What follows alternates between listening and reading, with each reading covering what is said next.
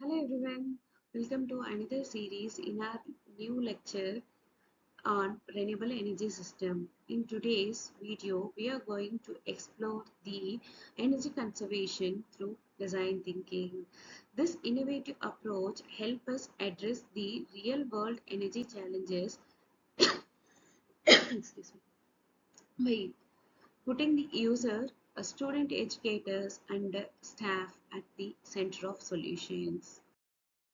So, design thinking is a human centered problem solving framework. It's creative, iterative, and deeply practical. It consists of five key stages.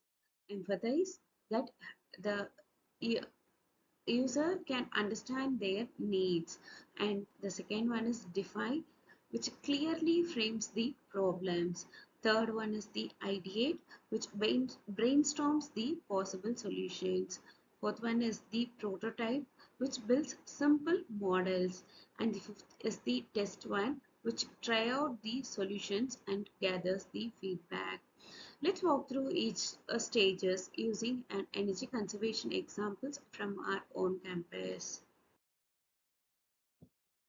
In this phase, that is in this empathize phase, we observe user behavior. Lights and fans left on even when rooms are empty. We conduct surveys and interviews with students, faculties, lab assistants, and other persons. Some key findings included low awareness about energy wastage, no automation to turn off the devices, often forgot to switch off the appliances. These steps gives us rich insights into the real everyday problems. Next is the define. We frame the problem with a clear and actionable questions. How might we reduce unnecessary energy consumptions in the classrooms and hostels through the awareness or automations? To tackle this, we identified three categories of interventions. Clear reminders using posters or notification. Second one is the automation like motion sensor. And the last one is the visual indicator showing a real-time energy usage. This helps focus on ideation on real needs. Next is the ideate part. Now we came to the creative part, that is generating the solutions.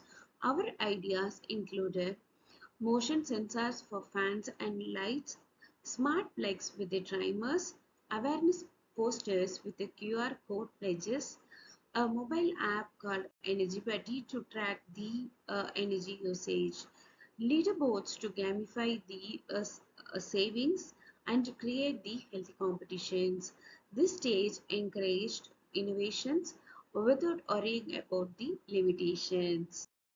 Next is the prototype. We quickly created the prototypes using these simple tools like cardboard models, basic electronic components, and some app designs.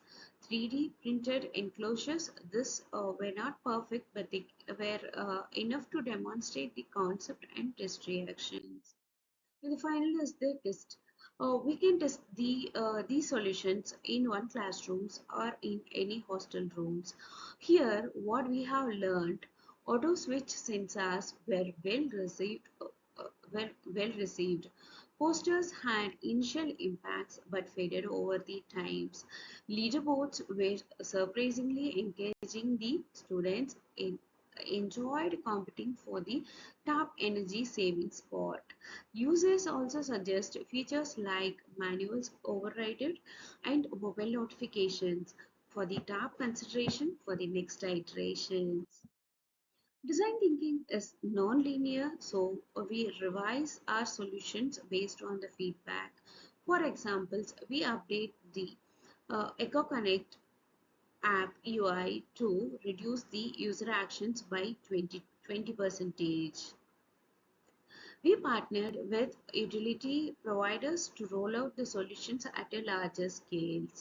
The result, a projected savings of 1.5 million kilowatt hours annually from the initial implementations. Further steps include smart meters, integrations for even more precious energy advices. So to conclude, design thinking makes energy conservation practicable, relatable and effective. Solutions are more likely to succeed because they are designed with user in mind. The impact is measurable in cost, energy and behavioral changes. Let's continue this using this approach to build a smarter, more sustainable campus and inspire wider adoptions in our community. Thank you for your attention. I hope this session helps you see how creative and empathy can fuel real world sustainability. See you in the next lecture. Thank you.